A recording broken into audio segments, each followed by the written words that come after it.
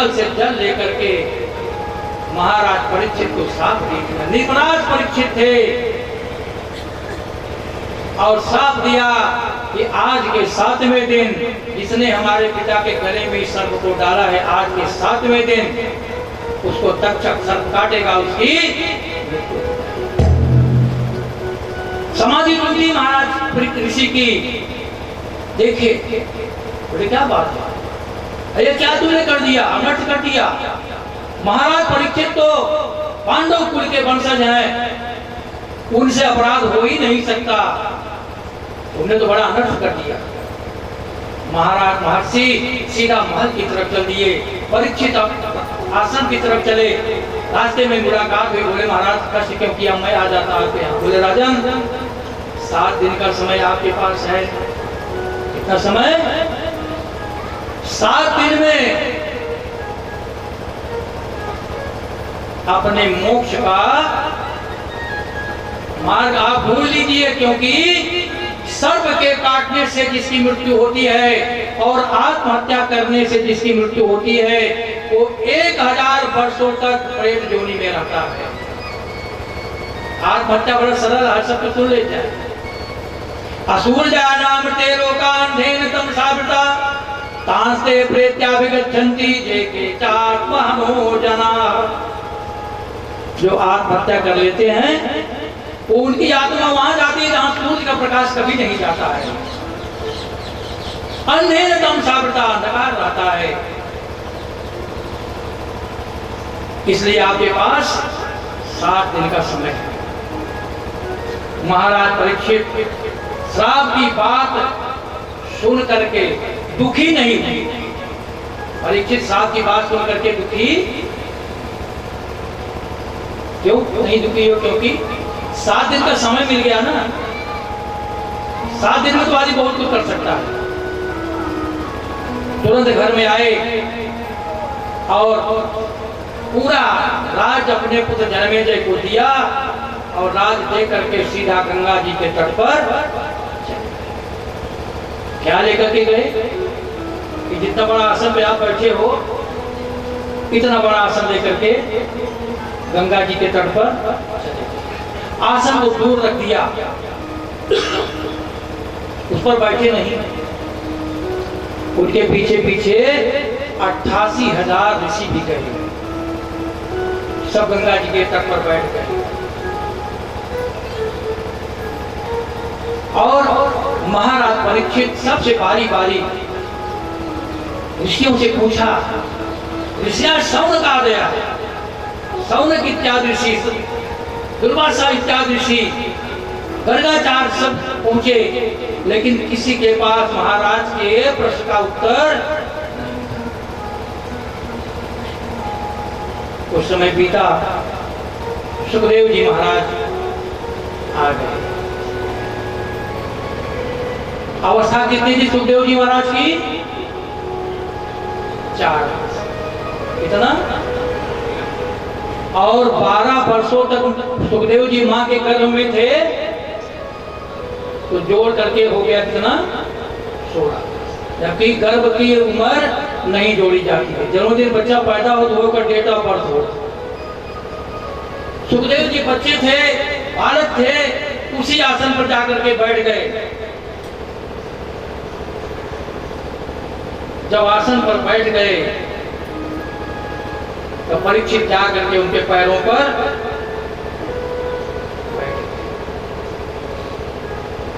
उठाया सुखदेव जी, क्योंकि सुखदेव जी 12 साल जब मां के गर्भ में थे तो नारद जी रोज जाते थे और सारी भागवत की कथा नारद जी सुखदेव जी महाराज को गर्भ में ही सुना। परीक्षित महाराज सुखदेव जी के पैरों पर गिर गए, बोले महाराज मेरी शंका का समाधान आप कीजिए। सुखदेव जी ने कहा कि मैं तो बालक हूं, क्या जिद कर दिए। बोले ये जो आसन पर आप बैठे हैं ये कोई मामूली आसन नहीं है, इसको मैंने मंत्रों से अभिमंत्रित करके रखा था कि जो इस पर बैठेगा वही मेरी समस्या का समाधान। सुखदेव जी ने कहा महाराज अपनी समस्या बताइए। परीक्षित ने कहा अतः पृच्छामि संसिद्धिं योगिनां परमं गुरुं पुरुषस्य जत्कार्यं म्रियमाणस्य सर्वदा। एक ही प्रश्न है महाराज, बहुत ज्यादा प्रश्न नहीं है, एक ही प्रश्न है, म्रियमाण को क्या करना। म्रियमाण माने क्या होता है? मरणासन, जिसकी मृत्यु समीप में है उसे क्या करना चाहिए। सुखदेव जी महाराज ने कहा कई विधि बताया, ध्यान विधि, योग विधि, प्रभु का साक्षात्कार इत्यादि विधि बताया और अंत में कहा कि सब कुछ छोड़ करके अगर श्रीमद् भागवत की कथा श्रद्धा भक्ति मन से अगर श्रवण कर ली जाए तो विश्व में ऐसी कोई ताकत नहीं है जो मोक्ष को प्रदान। ध्यान लगा। परीक्षित ने कहा महाराज भागवत में 18,000 श्लोक है, 12 स्कंद है और समय है 7 दिन का। सुखदेव जी ने कहा महाराज आपके जैसा श्रोता होगा और सुखदेव जी जैसा वक्ता होगा तो 7 दिन में ही 7 घंटे में कथा प्रारंभ हो गई। गंगा जी के तट पर कथा प्रारंभ है, कथा चल रही है। महाराज परीक्षित राजा उठे ही चारों तरफ कमांडो लगा दिया। देखिए मृत्यु का समाचार सुनकर के प्रसन्न भी हुए। संसार में सत्य क्या है? संसार में सत्य क्या है? मृत्यु ही एक चीज है जो सत्य है। और भय किससे ज्यादा लगता है? भय किससे ज्यादा लगता है? मृत्यु से ही भय लगता है। कुत्ता हो, बिल्ली हो, खरगोश हो, चूहा हो, अपने दुश्मन को पीछे देखता है तो प्राणों का जोर लगा करके भागता है। कमांडो लगा दिया। लेकिन अगर कमांडो का कपड़ा पहन करके आतंकवादी आ जाए तो कमांडो कपड़ा पहले आतंकवादी आ जाए। तक्षक छठे दिन ऋषियों का वेश बना करके ऋषियों की मंडली में आ गया। छठे दिन और 7वें दिन मौका प्राप्त आकर के कीड़ा छोटा सा बन करके और फूल में बैठ गया। पूरी कथा हो गई, हवन हो गया। अंत में पुष्पांजलि होती है। यज्ञेन यज्ञमय जंतरेवास्तान धर्मान पठमान्यासम। जैसे फूल उठाते हैं अंगुली में सर्प काट के। तक्षक प्रजाति समाप्त कर दिया जन्मेजय ने। तक्षक एक ऐसा जहरीला सांप है, अगर 25-30 फीट से भी चला जाए तो आदमी बेहोश हो जाए। सर्प काटा और महाराज परीक्षित सीधा स्वर्ग की तरफ प्रस्थान कर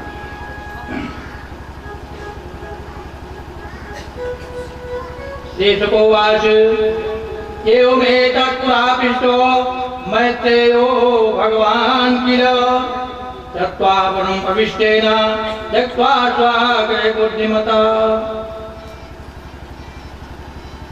अब धृतराष्ट्र और गांधारी के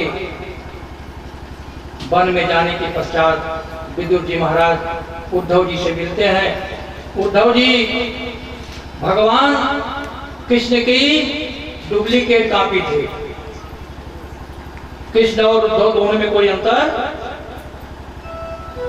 बुद्धि में, बल में, विवेक में सब भगवान कृष्ण जैसे ही सारी कथा विदुर जी ने उद्धव जी से कहा और उद्धव जी ने कहा कि महाराज ये सब प्रभु की इच्छा है। भगवान ये कथा छोटी सी कल आई थी, क्षीर सागर में भगवान शयन कर रहे हैं, नाभ से कमल निकला, कमल पर ब्रह्मा जी पैदा प्रकट हुए। ब्रह्मा जी ने चारों तरफ देखा, कुछ नहीं दिखाई दिया, मैं कहां से आया, और सीधा कमल नाल में घुस करके रसातल में चले गए, कुछ नहीं दिखा वहां। जब कुछ नहीं मिला तो निराश हो गए, और जब भगवान को खोजते खोजते आदमी निराश हो जाता है तो भगवान प्रकट हो जाते हैं।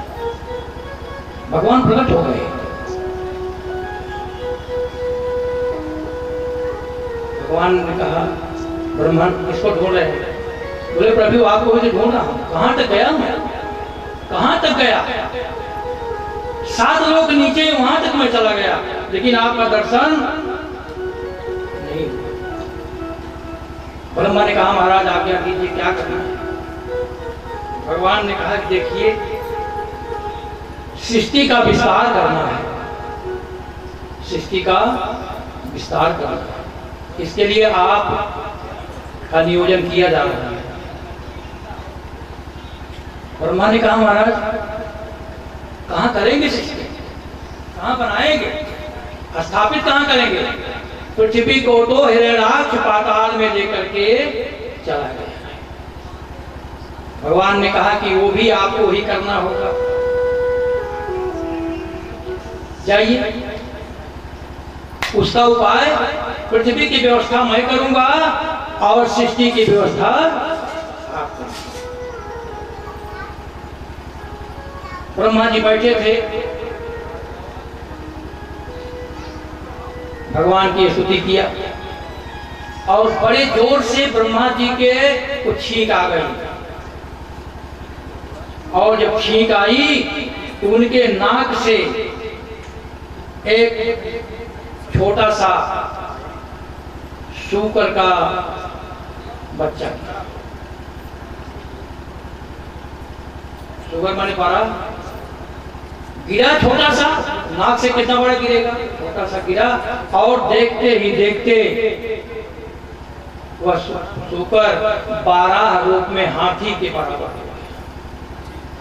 और जब हाथी के बराबर हुआ तो शुकर तो जानते हैं ना कैसे करता है, उसका सारा बल नाक पे ही रहता है। पूंछ को फटकारा तो बादल फट गए, और अपने नाक से रगड़ा तो पृथ्वी में गड्ढा हो गया, चले गए पाताल में।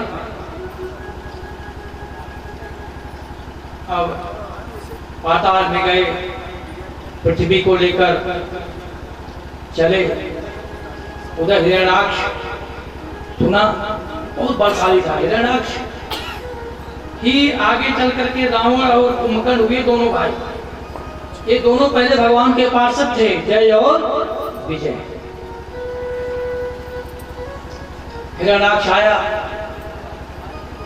और भगवान से युद्ध हुआ, और भगवान ने हिरण्याक्ष का वध कर दिया और पृथ्वी को ला करके स्थापित कर दिया। अब सृष्टि का प्रारंभ हुआ।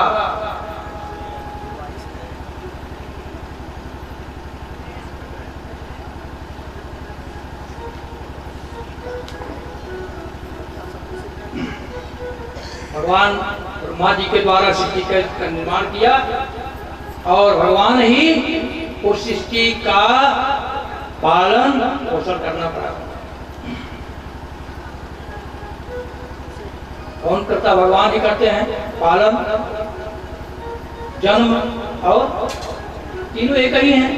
भेद कर दिया है नाम में, ब्रह्मा विष्णु और फिर करते केवल करते हो तुम कन्हैया मेरा नाम।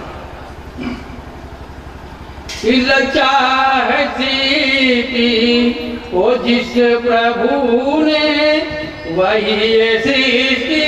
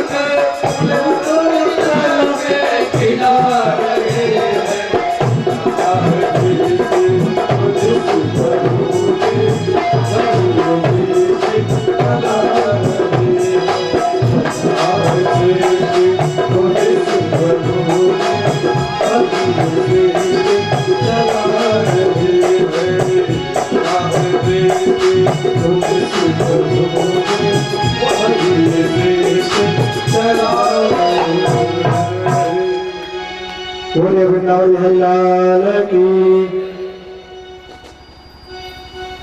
भगवान की इच्छा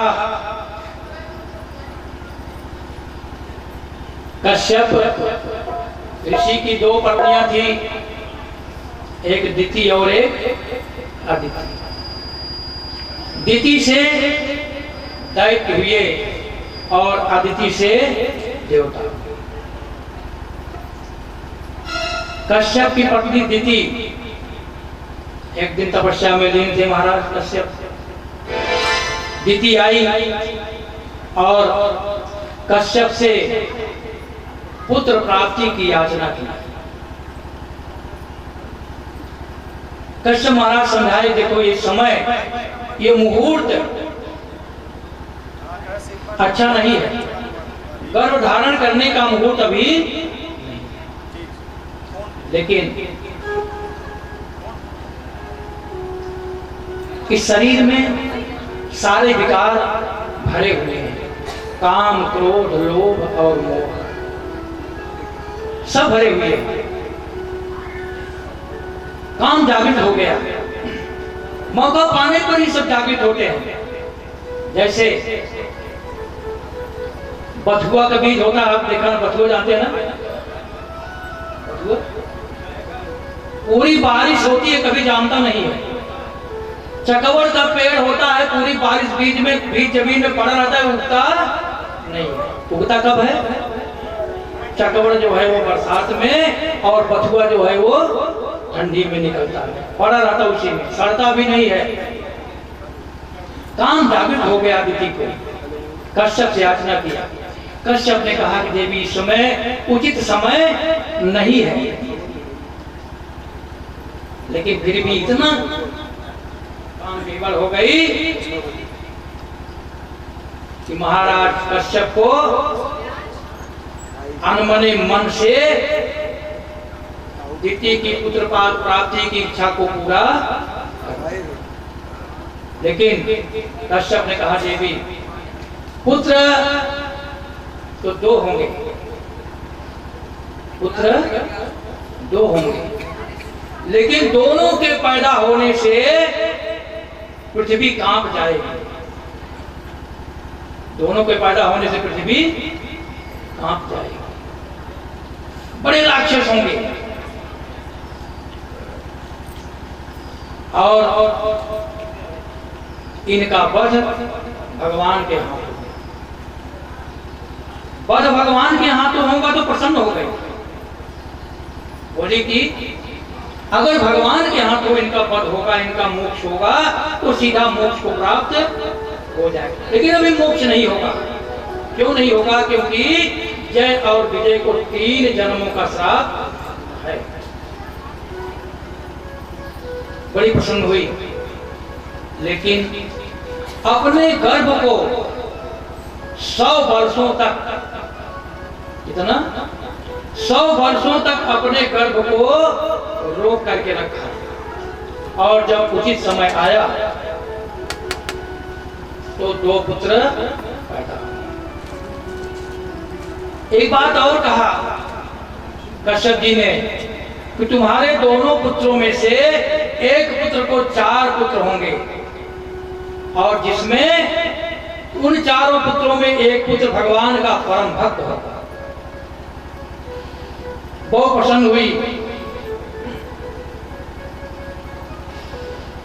अब गर्भ को रोक करके रखा है।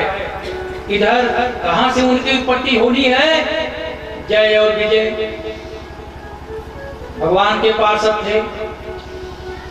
सनक, सनंदन, सनातन, संत कुमार चारों ऋषि भगवान से मिलने के लिए जा रहे थे। दोनों ने रोक दिया। ऋषियों ने साफ दे दिया कि जिसका दर्शन करने से तुम रोक रहे हो, जिसके मद में मदमस्त हो रहे हो, हम तुम्हें श्राप देते हैं, तुम्हें तुम्हारा पतन हो जाएगा और तुम्हें मृतलोक में जाना पड़ेगा। बहुत भयभीत हो गए, पैरों पर गिर गए। बोले ठीक है महाराज, खुद तो मेरे साथ का, अपने साथ में थोड़ा सुधार कीजिए। ऋषियों ने कहा कि 2 जन्मों तक आपको इस जीवन में रहना होगा, और तीसरे जन्म में आपका उद्धार भगवान के हाथों हो जाएगा। वैकुंठ से पतन हो गए, और जब जय विजय वैकुंठ से पतन हुए तब वही दोनों आकर के दिति के गर्भ में समाहित हुए। और जब 100 वर्ष पूरा हो गया तब दिति ने उन दोनों बच्चों को जन्म दिया। और जैसे ही वो दोनों जमीन पर आए, क्योंकि कितने साल के हो गए थे, 100 साल के इकट्ठे हो गए हैं, लेकिन उसमें राखी सब हजारों हजार वर्ष जीते थे। जैसे जमीन पर पैर रखे, जमीन धंस गई, आकाश में गर्जना होने लगी, चारों तरफ उत्पात होने लगा। हिरण्याक्ष गदा लेकर के युद्ध के लिए सबके पास जाने लगा कि मेरे हाथों में खुजली हो रही, मुझे युद्ध करना है। ब्रह्मा जी के पास भी गया। ब्रह्मा ने कहा इस हमारा काम नहीं है युद्ध करना, लड़ाई करना, सीधा प्रभु के पास जाओ। आया इधर प्रभु पृथ्वी को लेकर के आ रहे हैं, जल में कूद गया और तरह तरह की उल्टी सीधी बातें भगवान को कहने लगा। भगवान ने कहा कि हिरण्याक्ष ये पृथ्वी है और हम इस पर सृष्टि का विस्तार करना चाहते हैं। हिरण्याक्ष नहीं माना, बोला अगर ले जाना है तो युद्ध करो। भगवान का और हिरण्याक्ष का भयंकर युद्ध हुआ और गदा के प्रहार से भगवान ने हिरण्याक्ष का। इसके बाद ये होती हो कर्दम जी तपस्या किए और भगवान ने अपना एक अवतार कपिल के रूप में लिया और जिन्होंने अपनी माता देवहूति को सांख्य शास्त्र का उपदेश दिया और माता देवहूति को मोक्ष की प्राप्ति हो गई।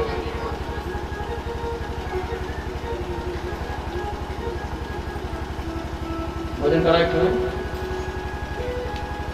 बोल रहा कि फटाफट